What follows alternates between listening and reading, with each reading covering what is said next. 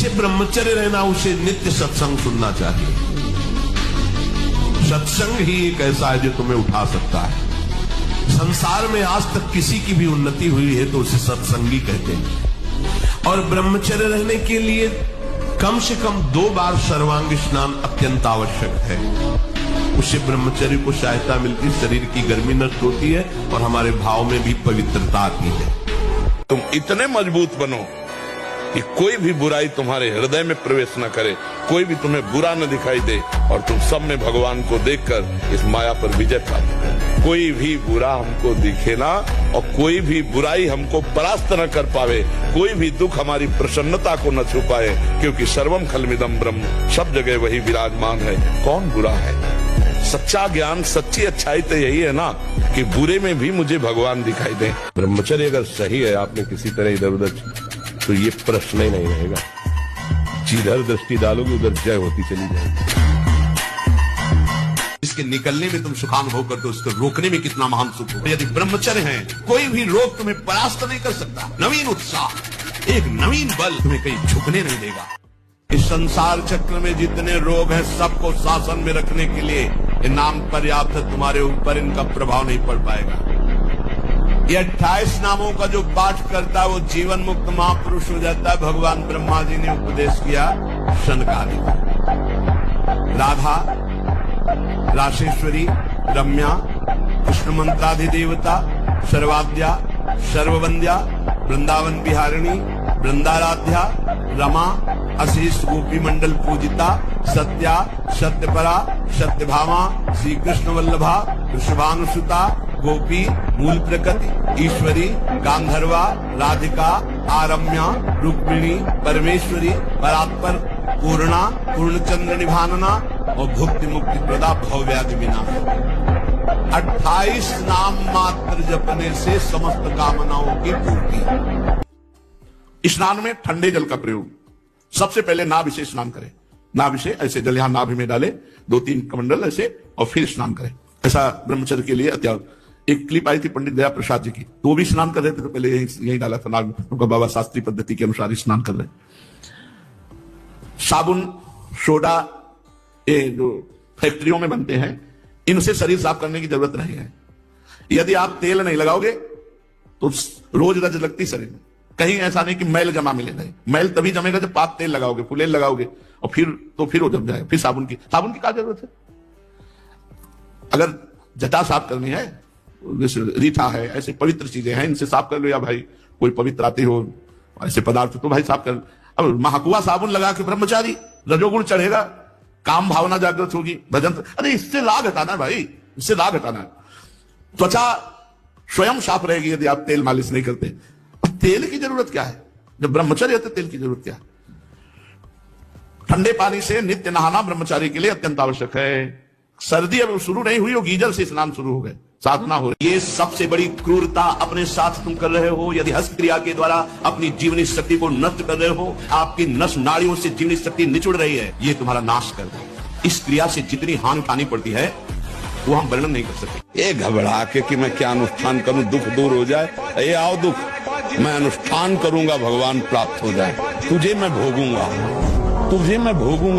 जहां एकांत होंगे, मोबाइल हाथ में, वो आपको दुर्गति करने का बहुत बड़ा साधन बन जाएगा। पहला काम, कमरे में जब जाओ स्विच ऑफ कर दो। बिल्कुल जैसा कहे, माला उठाओ या कोई महापुरुष का चरित्र उस समय पढ़ो, वो आपको थप्पड़ की तरह लगेगा।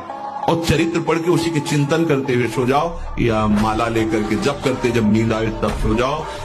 कोई ऐसी चेष्टा मत करो जो तुम्हारे उत्साह को, तुम्हारी जीवनी शक्ति को नष्ट करके नरकगामी बना दे। बहुत बढ़िया अवसर मिला है, निकल चलो प्यारे। बार बार आप देख रहे हो कि आपकी दुर्दशा कर रही चेष्टाएं, आप जो कहते हो मैं छोड़ नहीं पा रहा, उसका कारण है आपका निश्चय। आप निश्चय ठीक नहीं। आप किसी भी तरह अपने ब्रह्मचर्य के नहान होने दें।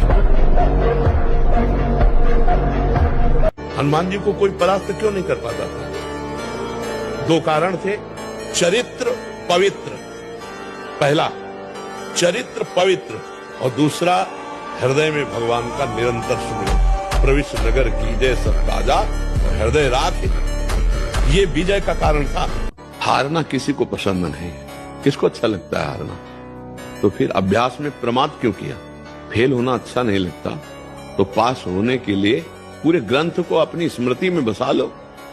सारी सामर्थ्य आपके अंदर, पर पढ़ने में मन नहीं लगता, भोग विलासिता, गंदी आदतें, तो स्मृति खत्म हो गई। अब क्या करोगे? तुम्हारे शरीर में अगर ब्रह्मचर्य है, तुम्हारे शरीर में अगर व्यायाम की स्फूर्ति है और अभ्यास है, तो किसी भी मार्ग में जाओ, विजयी ही विजयी रहोगे।